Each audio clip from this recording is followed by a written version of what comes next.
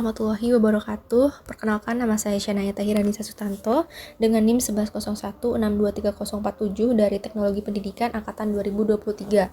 Pada video kali ini, saya akan memaparkan hasil pengerjaan tugas 15 pada mata kuliah Data Raya dan Pemrograman dengan topik penggunaan program sederhana untuk kebutuhan keilmuan, di mana tugas 15 ini diminta untuk mengunduh dan juga memanfaatkan software Power BI atau BIRS untuk membuat visualisasi data berbasis grafik dan juga dashboard yang interaktif.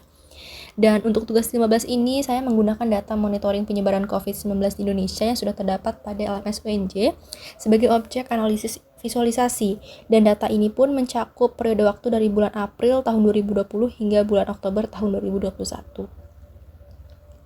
Oke, jadi pada grafik pertama yang disajikan terlihat tren kenaikan jumlah kasus COVID-19 di Indonesia dari waktu ke waktu.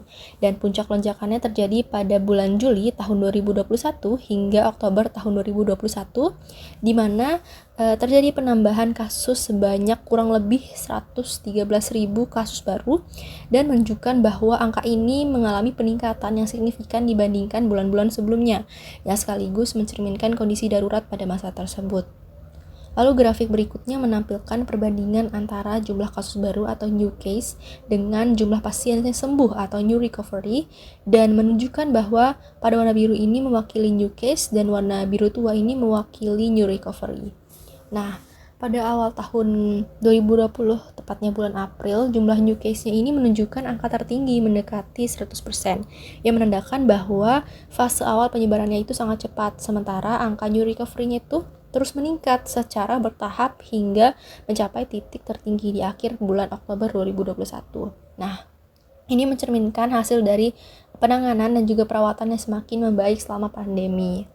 Selanjutnya disajikan juga grafik perbandingan antara new case dan new death. Dan dalam grafik ini, persentase new case-nya itu tercatat sebesar 79,70%, sedangkan new death-nya ini mencapai angka 16,97%. Dan data ini menunjukkan bahwa meskipun angka penurunannya cukup tinggi, tetapi tingkat kematiannya relatif lebih rendah, yang bisa menjadi indikator perbaikan sistem kesehatan dan keberhasilan vaksinasi pada periode tertentu. Nah, ini pada grafik terakhir yang kami tampilkan adalah peta penyebaran kasus COVID-19 di Indonesia yang memperlihatkan persebaran kasus berdasarkan provinsi-provinsinya. Nah, dengan visualisasi ini kita dapat melihat bahwa wilayah-wilayah yang memiliki tingkat penyebaran yang tinggi seperti DKI Jakarta, Jawa Barat, Jawa Timur, dan Bali dibandingkan dengan provinsi lain yang kasusnya lebih rendah secara jelas. Dan peta ini juga membantu dalam memberikan gambaran geografis penyebaran virus dan juga dapat digunakan sebagai acuan dalam pengambilan kebijakan daerah. Oke, sekian presentasi dari saya mengenai hasil pengerjaan tugas 15 ini.